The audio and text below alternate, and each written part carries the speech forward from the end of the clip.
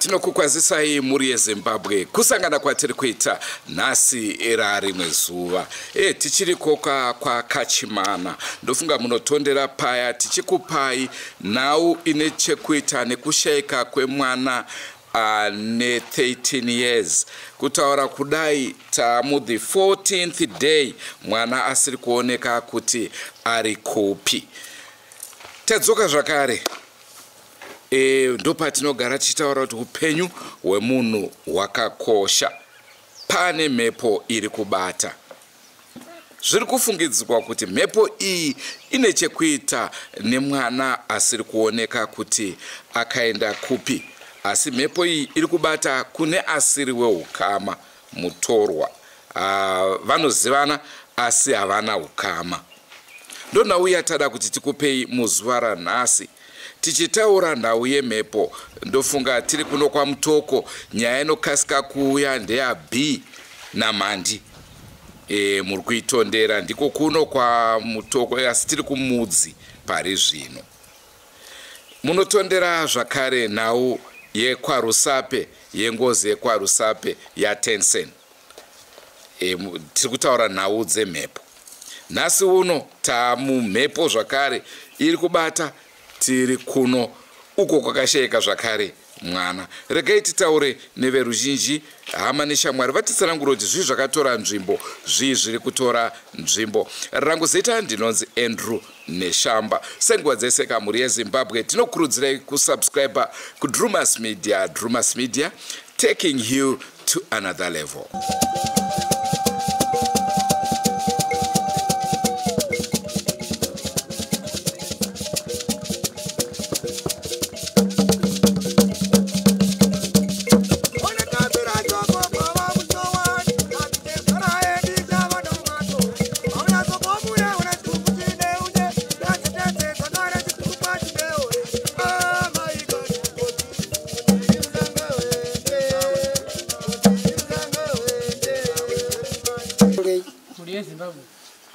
Zimbabwe. Nilida kutsanangura kutambura kwaunenge ndiri kuita namwana wangu. Nezuro ndiona kuti ndakamuka zvakanaka. Ndichienda pamhiri pawanikise dhowa wangu. Mhuri yangu ndichisiya zvakanaka pamba. Ndizodzoka ndakaenda kuburiro. Mhuri yangu ichicheka chikafu mumunda. Umwe ashe uyu musikana uyu ari kutambura uyu ndiye akasara pamba achibika kuti tinoti zoje.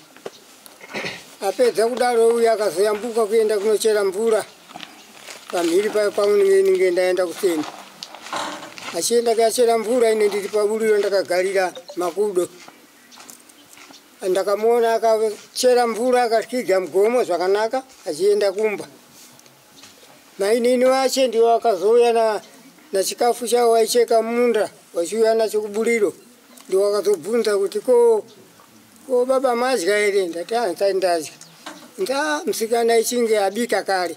Inda hana kukupai chakudya. Ndati hana kundishedza. Alright, hende miende kuyadya. Ndati ndichakuteerai.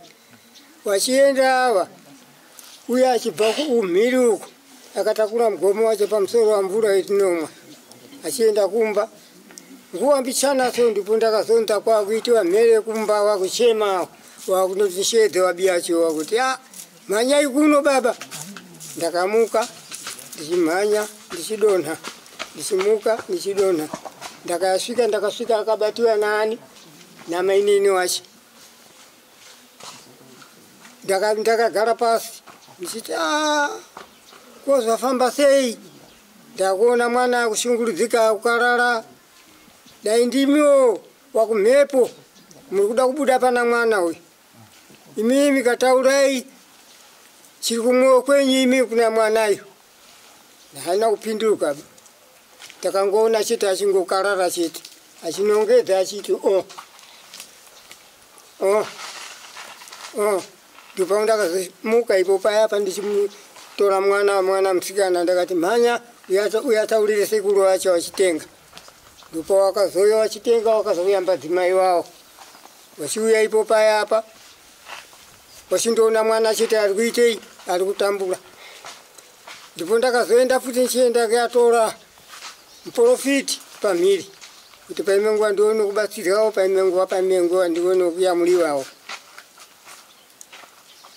Ndipo kumanheru ndipo wakazoita iyo auya iyo mprofiti uye ndipo pachakazoita achishandira akatora nguwa chaizvo kudofungaidza kudii kana ndipo payapa akazotora nguwa payapa achitizoone adekana manje ndipo pakumanheru kwache manje ndipo wachitenga ndipo wakazonditi maichitenga nai baba isisi kuti awaka unai waliwoga pano amai hapana wanaona chete maitikangowalegerera waliwoga pano zvikaita futi usiku wanoita sei na wana geta titakuretu kuyamulei tiende nawo uko wana kuti yarare nawo kuti chengetewo ndiko kuti wazodii maji tapedza kudya ndipo wakazoya nawo nawo ndazoona kuma3 akidoko kuma 3:30 ndazoona manje ndakuroereka dhoo ndakuroereka dhoo futi kuti mwana uye futi zvazonyanduka kuma3 akidoko ndamuka ndichiuya pano apa ndasvika futi pano apa ndaona futi zvazoingidza futi pano apa papi pano futi ndisvikira mwana ari kutambura futi. Sisi tinotenda mutepoti chituko chandakaona taiva ticheka mashawa tazoenda kumba tave kudya ndopa takwanisa kuona mavhidhiyo sikana naona kuti musikana yadona nemunin'ina wake asipo ake panapa akadona munin'ina vatenga kuseka ndati kokusekei vatanzi achikunyepedzere andati angonyepedzera ita seko ndopinati nachido chii haana kukwanisa kutaura ndopina autanga ungokarara angotedza yadhi yese achingompuruka ndashauza kuti chii sika menopambanaka kasenike kupindudza maziso ake anga kuita white sikaenda angoisa pfungwa yekuti pamwe akuda kufa andatanga uchima ndipo ndakadaidza atembo wangu ari kuburiro chigarira mabveni ndipo wakauya zvikanzi chii ndikati angotanga kudai akutoumburuka chikarara zvikanzi sika atembo ndakangowasiya vainaye andakudzika ichichema shemu vauya zvikanzi kuri kuchema ndikati andonoona zvaita chido kumba zvikanzi alright vataenda ndopa takasvika sister yangu ndopa yakabva yasvikawo vatanzi kochiko vatavatsanangurira vaitawo zvakaita pakazodaidzwa muprofiti akauya vakaitawo zvakaita asi zvinomboona kana kuti chakambochinja isi sika panga kubvunza kuti ndive ani akangotaura nemasaini asi ipapo taisakwanisa kunzwisisa kuti masaini acho akureva kudii zvanesuru vanzi nasisi alright zvazvo mafofo kana tino mapedza kubika mogeza moya naye kumba zvokuti etakwanisa kurara naye tega kumba tesangukwanisa ndopa takauya setambobuda gedhi kumba takaoneka atemboti akienda ndopa vatanga kuti mudumbu nati sorry alright unopora andei takaenda namaka takamubata rokubva atanga kuti zvikuedza dogara pasi ngati aiwa shingirira tiende tazobetserwawo namwe bhodhi ndovatakaya nawo panapa ndopatakaedu panapa zvokuma 3:3 vazvatanga futi vangotaura nemasaini ndopanga akwanisa kunzwisisiko kuti akureva kudii nemasaini vandatozvamakuta kutanga kunzwisiso svika pari nhasi. Imimi zvamakanzwisisawo pamasaini ndezvipi?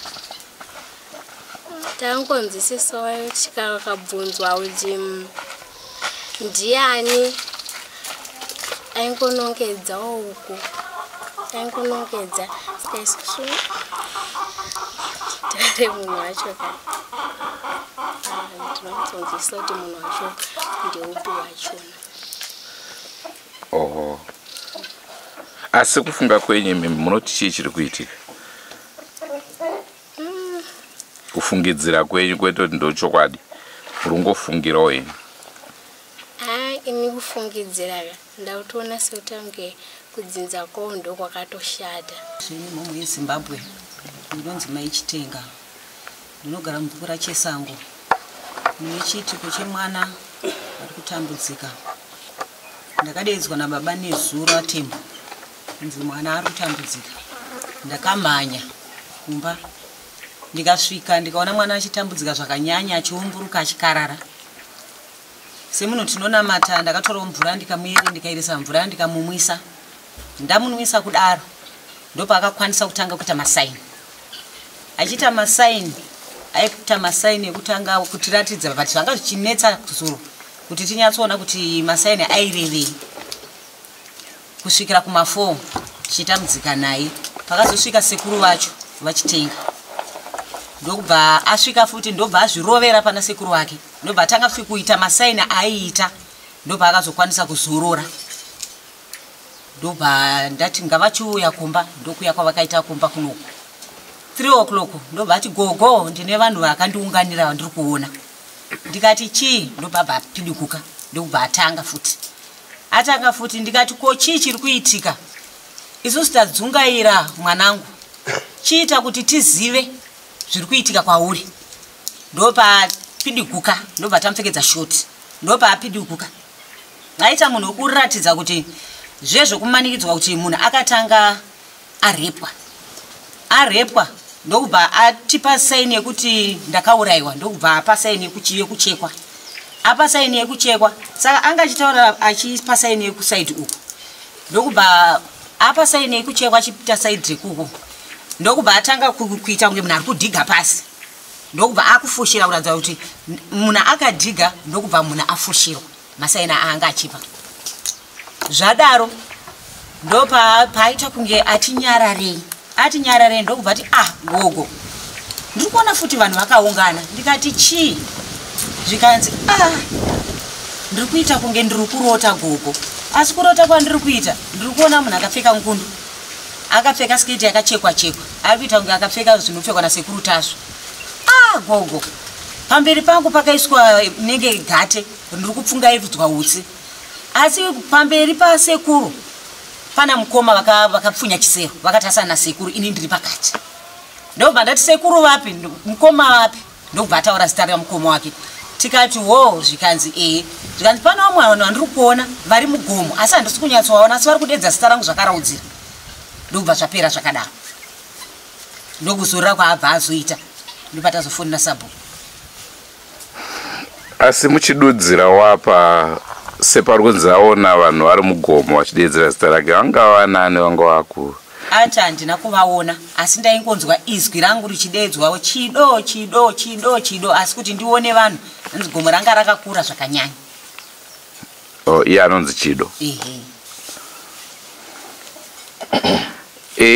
Muno munharaunda mune nhau yemwana arisiri kuoneka, ari kufungidzirwa kuti angava akafa. Kuti tingazvidinganise here kuti zvingava zvimwe chete kana kuti kwete?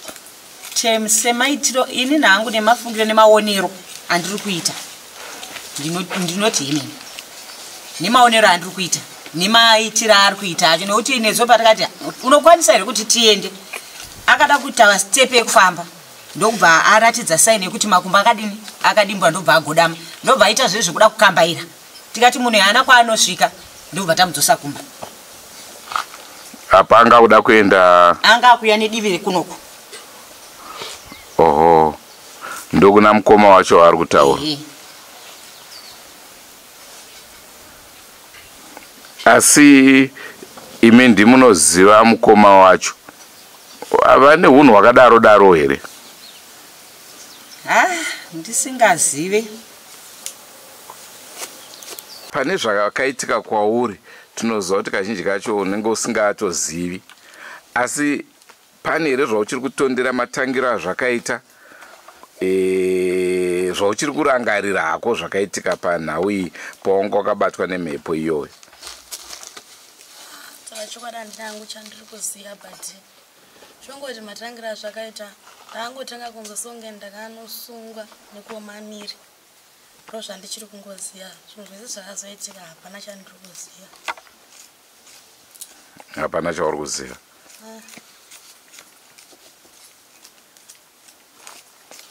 Iwewe une ukama here neuyoyo akashaikawo? Tina hamuna ukama. Pamusoro imhuri yeZimbabwe ini ndoitwa maizisengwe. Ndinoda kutaura uchitipo chandaona. Takadzika ikoko nezuva tichibva kugiraundi kuti angosvikawo anga atopengenuka hatina chatakaona. Ndopa vakazondikumbirawo nevarume vangu kuti ndikukumbirawo kuti mundiraridzewo nemwana handizokwanisi kurara naye. Ndikati aiwa munotaura nababa. Ndovapa vakazotaura nababa. Zvikanzi aiwa vanouya. Ndakaenda kumba ndikadzoka. Tikauya pano. Ndinomuita mwana. Saka ndopa akauya akabatwa nevakomana 2 zvikanzi mudumbu. Asvika akagara apa. Tobva tati chii zvikanzi mudumbu. Ndopa akangogara. Patapinda umba tikuona mavhidhiyo. Vatarara kurarira futi. Kuma 3 ndo paapatika kati gogo pane zvandiri kuona. Ndikuona vanhu vakaungana. Zvikanzi vari kupi? Zvikanzi ndikuona vanhu vakaungana. Ndobva atotanga. Mhuri yeZimbabwe tatambura. Mwana anga achitambura kuita kutanga arepwa achitambura kusungwa kudai maoko kuratidza kuti munhu akasungwa haasi kukwanisa kubhidhirika. Mwana atambura achitaura zvanga achitaura. Achingonongedzera kuti uku.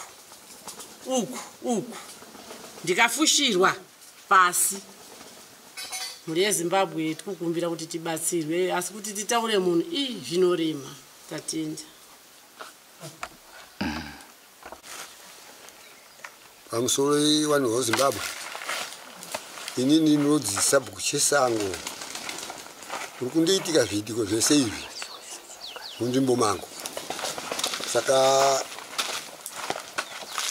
usiku nezuva ndakaona ndakufonehwa.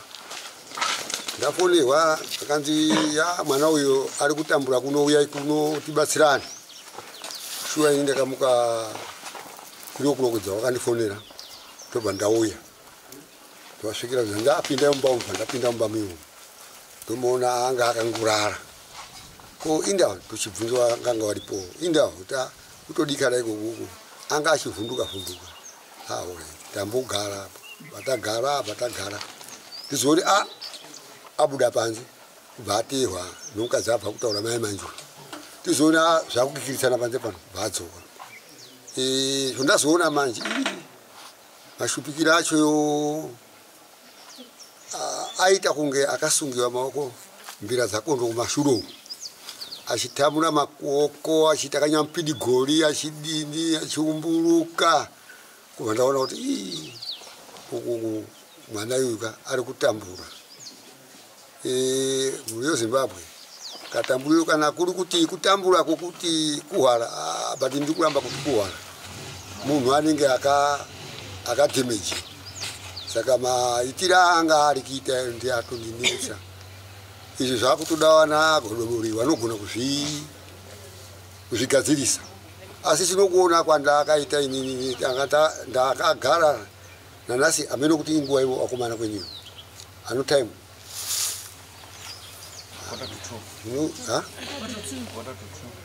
ndabva kumatiriyo kuno kusvika makota tutundiri ipapo ndichiona kuti aswera sei.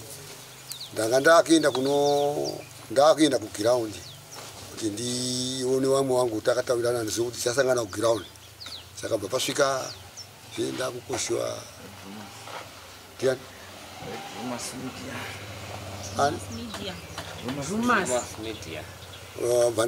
vandazoona dhuma sinidia wari kusvika wandisheedzawo. Saka wandisheedza ndangotsanangura kuti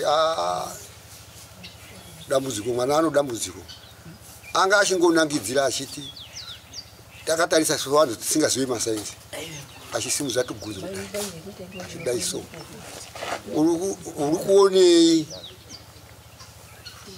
achibata pahura. Saka vatasaiuza kuti akazochirewe achitimba basi isu hapana ni experience yemasaiti so maono ndaitawo ndiri pano ndo umbooni ngakupei muri yozimbabwe ndofunga kwakachimana kubva kwedu kunoku kuchatinetsei Harare ndo yakutoya kuno isusu zveHarare pari zvino tambosendeka nekuti maevents acho ari kuitika very fast ndofunga takakupai nhau zvakare yemubereki ka iye wacho vakashayiwa mwana vachibirwa mari nemupostori vanhu vachifungidzira kuti apa ndo paatakubatsirika madzibaba nemari vaenda chachimwe chikamu chaakuitika ichi.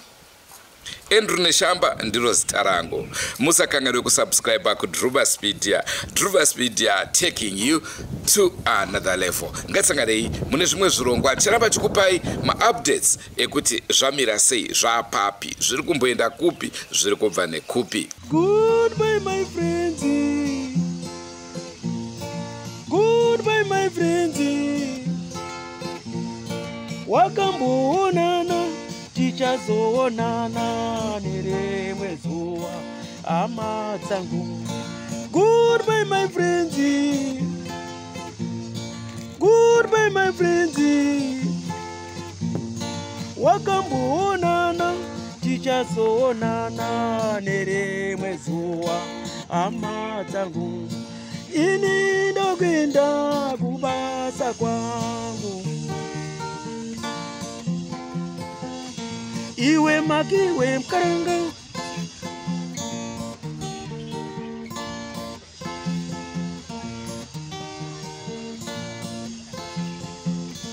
Iwe makiwe mkaranga. Iwe makiwe mkaranga.